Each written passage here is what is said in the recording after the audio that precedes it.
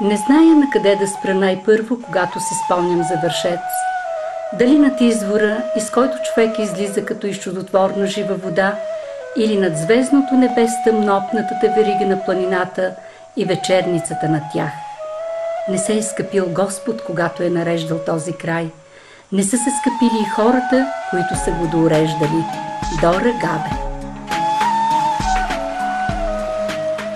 Националният курорт Вършец се намира в полите на северните склонове на Западна Стара планина, на 395 метра надморска височина по живописното течение на река Ботуния на 80 км от София. Заради лечебните свойства на минералната вода, уникалният микроклимат и красивата природа, Вършец е обявен за балнеолечебен и климатичен курорт с национално значение.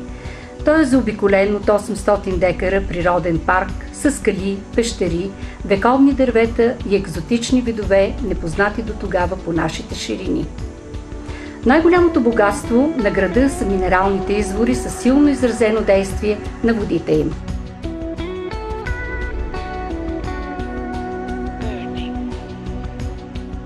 Вършец възниква в дълбока древност като селище покрай минерални извори. Още през 6 век в византийски хроники се споменава за крепостта Медека, медикус лечебен.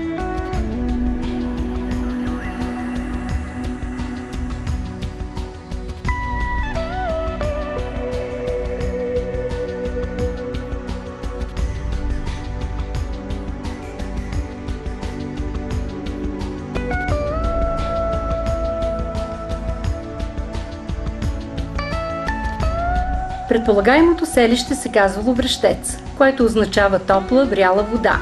Вършец носи това име от минералните извори.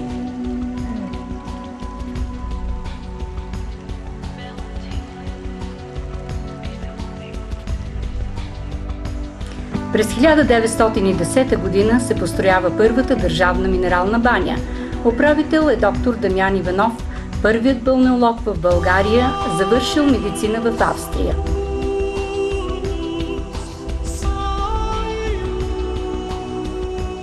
През 1930 година е завършена нова баня в античен стил, работеща и до днес. През същата година в града са били построени нови вили, хотели и прочутото банско казино. Малкото планинско селище посреща творчески и политическият елит на страната и не без основание е наричано българският Баден-Баден. –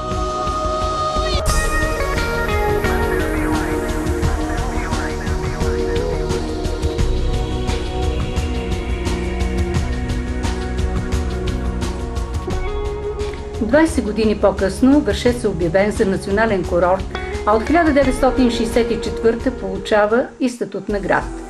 Във Вършец са построени специализирани балнеокомплекси, приемащи гости и жители на града целогодишно. Преди 1989 тук са почивали по 200-300 хиляди души годишно.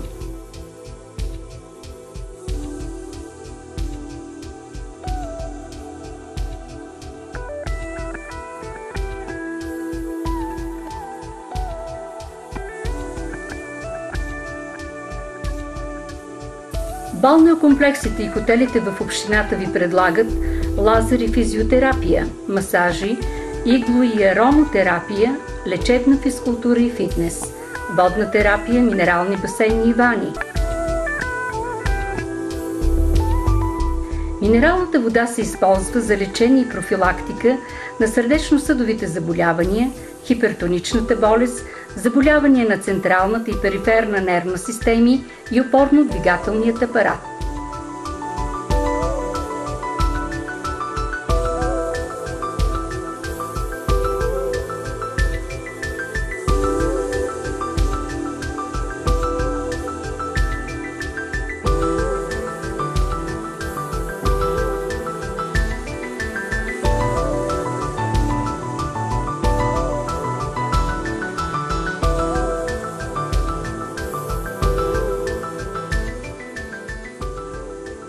Освен лековитите си извори, Вършец предлага и много възможности за разходка и активен туризъм.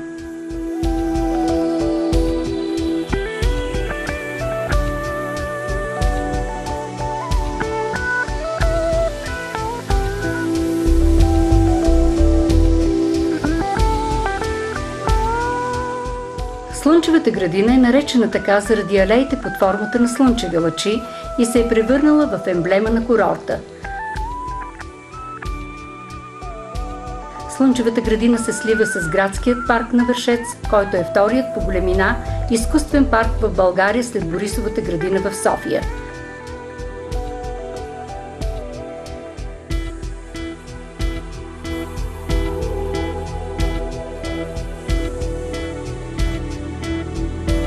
Градският парк на Вършец е създаден през 1911-1912 година по проект на архитект Никола Нешев. Залесени с иглолистни дървета и екзотични видове.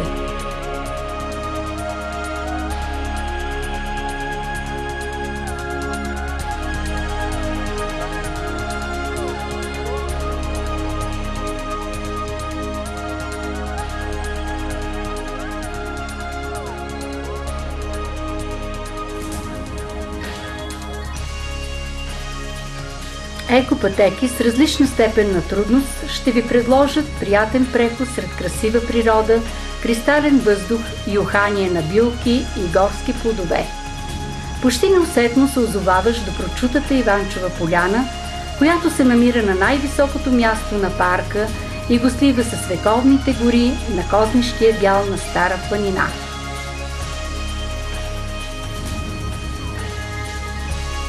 Повече от 100 години поляната е място, което гостите на Вършец свързват с най-хубавите си спомени.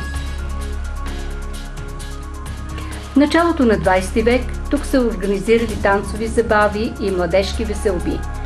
С развитието на курорта като масов балнеоложки център, поляната става част от пътеката на здравето и място за гимнастика сред природата.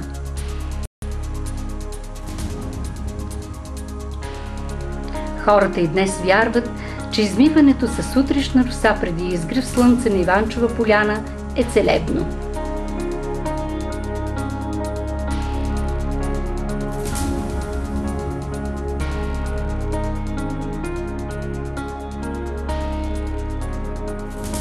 Днес поляната е чудесно място за пикник и досег с красивата и девствена природа. От тук се открива най-хубавата гледка към връх Тодорини кукли.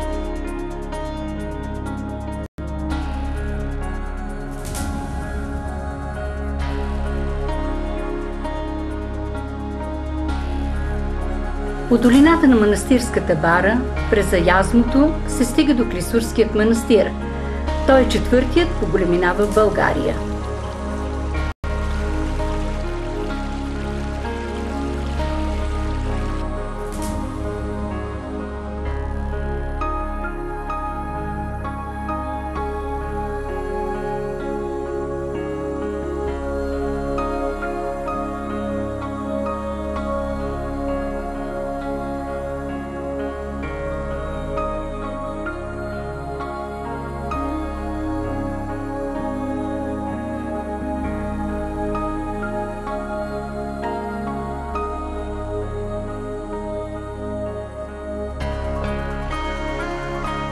Малкото планинско градче е известно не само с минералните си извори, но и истински богато с уникални исторически, духовни и културни традиции.